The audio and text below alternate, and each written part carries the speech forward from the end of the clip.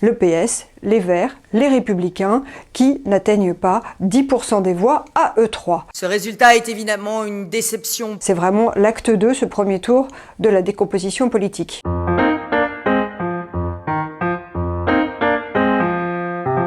Emmanuel Macron a donc réussi son pari, installer les extrêmes comme seule et unique alternative à son parti, La République En Marche. Militants de l'idéal, nous sommes là. Au terme de ce premier tour de l'élection présidentielle, le paysage politique se retrouve fracturé en 3 camps, portés par la famille politique du président sortant. Durant les 15 jours à venir, ne ménageons aucun effort car rien n'est fait.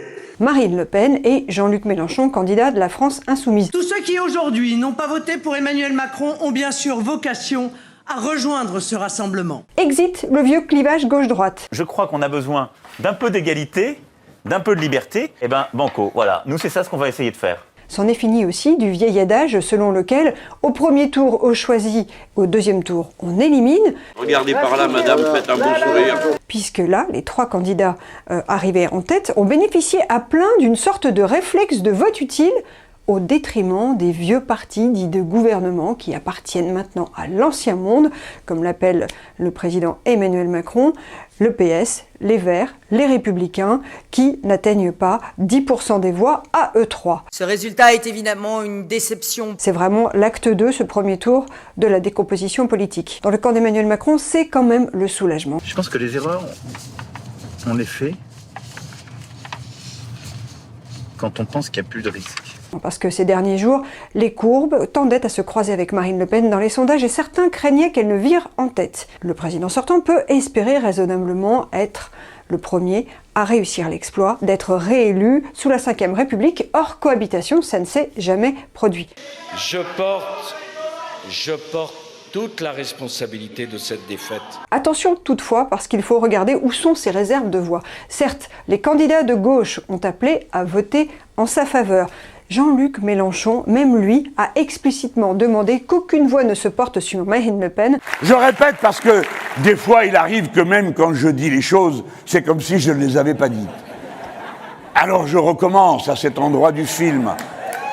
Il ne faut pas donner une seule voix à Madame Le Pen. Il ne faut pas donner une seule voix à Madame Le Pen.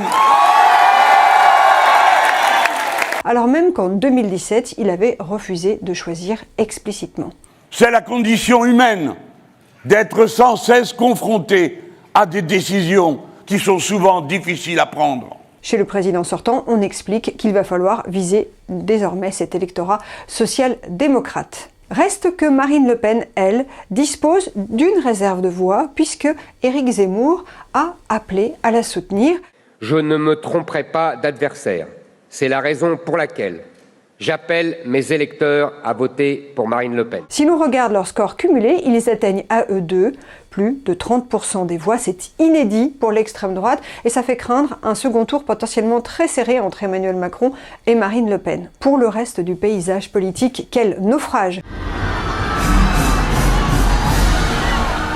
Les Républicains ne sont même pas assurés, quelques heures après le verdict du premier tour, d'être remboursés de leurs frais de campagne. Après l'invalidation des comptes de Nicolas Sarkozy en 2012, qui avait donné naissance au fameux Sarkoton. Pour surmonter cet obstacle financier, les Français ont répondu massivement. Ce serait vraiment le bout du bout. Et ça poserait même la question de savoir si LR peut conserver son siège de la rue de Vaugirard, comme le PS qui avait été obligé de vendre la rue de Solferino. Un parti politique est mort quand il n'arrive plus à ancrer son existence dans la topographie parisienne. Pour le Parti socialiste, dont la candidate Anne Hidalgo est même devancée par Jean Lassalle.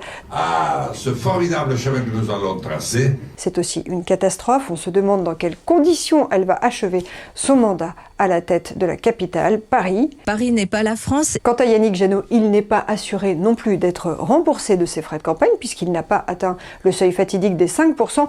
Nous l'avons fait sans jamais céder au cynisme. Le seul à bien s'en sortir à gauche, c'est Jean-Luc Mélenchon qui finit quand même sa 3e et dernière campagne présidentielle avec un score canon qu'il a même vu atteindre dans certains territoires d'outre-mer la barre des 50% dès le premier tour. Un fin observateur de la vie politique me confiait il y a quelques heures, Mélenchon pourra toujours finir comme le président de la République des Antilles. Ça se dit pas, ça.